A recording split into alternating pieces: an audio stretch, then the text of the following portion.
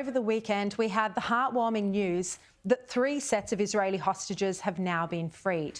And tonight, we're expected to finally see Hamas set free the baby who was taken hostage as a 9-month-old and is now 10 months old. This beautiful, poor, innocent baby who never did anything to deserve this disgusting capture by Hamas, who never should have spent 50 days in shocking conditions. There are now 40 women and children who are back at home with their families in Israel.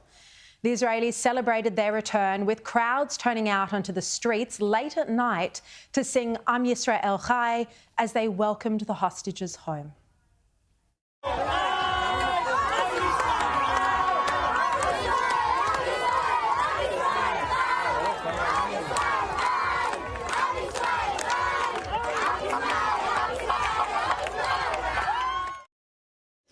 That song celebrating Israel, its existence and its future.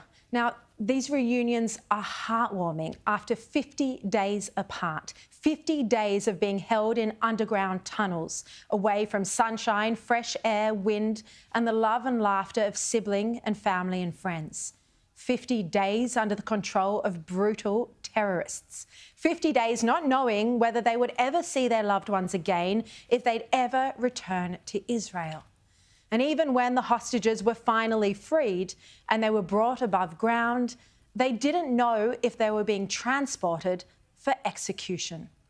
For the adults, the trauma of knowing that a former hostage, Gilad Shalit, spent 5 years in prison made matters even worse. They know that others never made it out alive.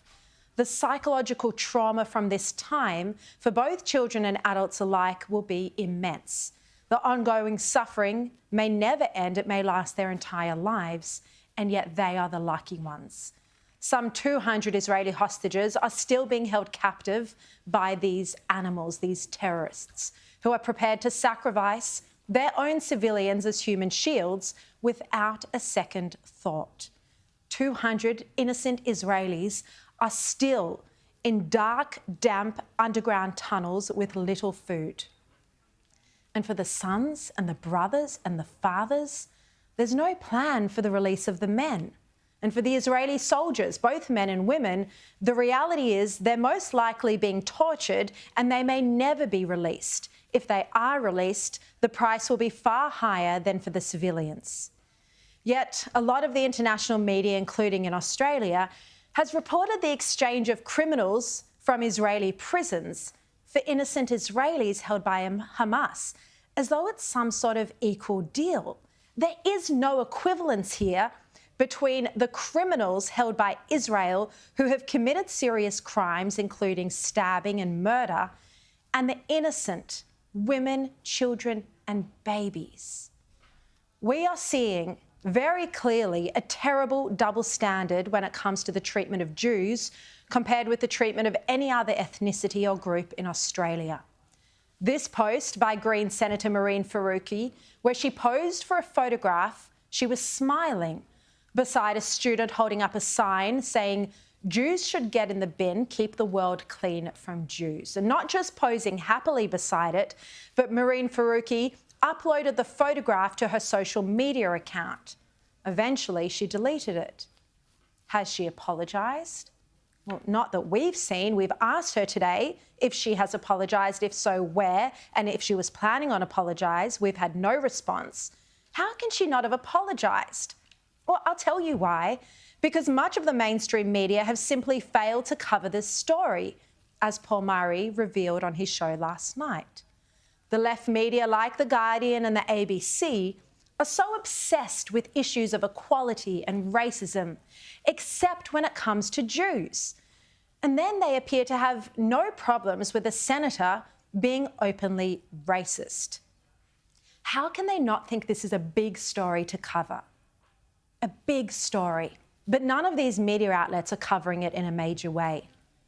So why have so many journalists ignored this very obvious news story about a senator standing next to a sign saying, "Keep the world clean from Jews," when the media was, as Paul Murray pointed out last night, when the media was obsessed with Tony Abbott unwittingly standing in front of a sign that said, "Ditch the witch"? Well, you know why the journalists haven't covered it? Because about 270 of them now have signed a petition calling for reporting on this war to change, to be less sympathetic towards Israel. I don't even know how it's possible to be less sympathetic. These media outlets are already so hostile towards Israel and Jews.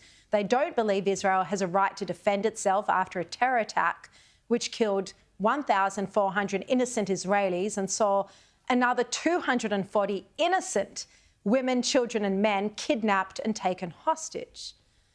But these journalists don't want Israel to defend itself. Many of them were demanding a ceasefire from the very start, and they didn't express concern or post on social media about the innocent babies and children who'd been kidnapped or the women who'd been raped, the teenagers who'd been raped. And now they want the media outlets they work for to treat Hamas like Israel. To treat Israel like Hamas. To treat claims from Israel with as much scepticism as you would treat claims from a terrorist organisation. It's unbelievable. The only comfort I can possibly take from this is that there's now a list of the journalists for the world to see, the journalists who've effectively taken a stance against Israel and the Jewish community. Their names are there in black and white. Journalists on the left have turned virtue signalling into an art. They've added pronouns to their email signatures. They've campaigned for ethnic, gender, transgender and sexual diversity in their newsrooms. But again, they don't care about racism or equality or diversity when it comes to Jews. And by the way, how many Jewish people actually work at the ABC and in the Guardian's newsroom? And for those that do, how safe do they feel in that environment? As for the media industry, they had their awards called the Walkleys on Friday night.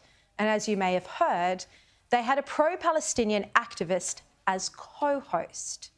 And he demanded that all journalists in the room use their platform to call for a ceasefire. Now, let's be clear, a ceasefire doesn't mean peace. We had a ceasefire on October the 6th. A ceasefire means that Israel should give up on having its hostages returned, should give up on defending its right to exist, should just let its people, Jews, be slaughtered. Now, I wonder how many Jews the Walkleys have on their judging panels. How many Jews who are Zionists do they give awards to?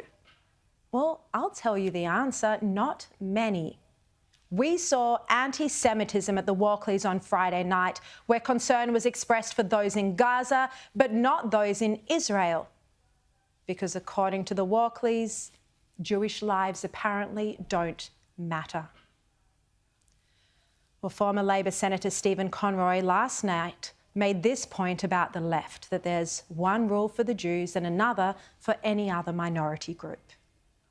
If this was in any way happening to Muslims around mosques, there will be an outcry.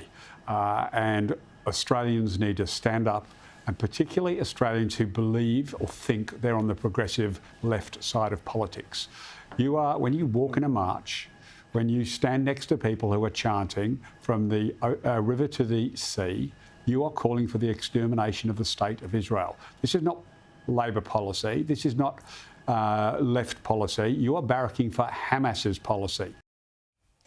Well, there was another brilliant column from the former editor-in-chief of The Australian, Chris Mitchell, in the paper today. And in it, he quoted journalist Barry Weiss from a speech she gave in the wake of Hamas's attacks on Israel.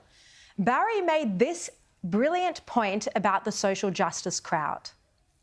Hip young people with pronouns in their bios are not just chanting the slogans of a genocidal death cult. They are going around and tearing down the photographs of women and children who are currently being held hostage in tunnels that run under the Gaza Strip. And they do so gleefully. They laugh. They mock the 9-month-old baby who was stolen from his parents. And in doing so, they are tearing down, or at least they are trying to tear down, the essence of our common humanity. It is a symptom of a much deeper crisis, one that explains how, in the span of a little over 20 years since September 11th, educated people now respond to an act of savagery not with a defense of civilization, but with a defense of barbarism. Such a good point. The left has tied itself in knots and has somehow turned innocent victims into oppressors, and has somehow sided with the terrorists who, if allowed, would continue to inflict brutal and unbearable acts of cruelty against Jewish people, not just in Israel, but all over the world. And then after the Jews, it would be anyone who doesn't believe in Islam and doesn't follow their radical rule. The terrorists don't hide this ambition, they boast about it. But none of the woke left seem to care about their murderous intent.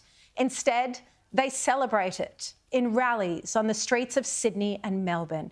And a Greens politician smiles beside an Australian girl holding a sign that says she wants to keep the world clean from Jews. A message from Hamas endorsed by a politician in a mainstream political party. And most of the media don't even blink. They don't think it's worth reporting on. The Prime Minister doesn't condemn it, and that's how anti-Semitism becomes normalised and part of the fabric of Australian life.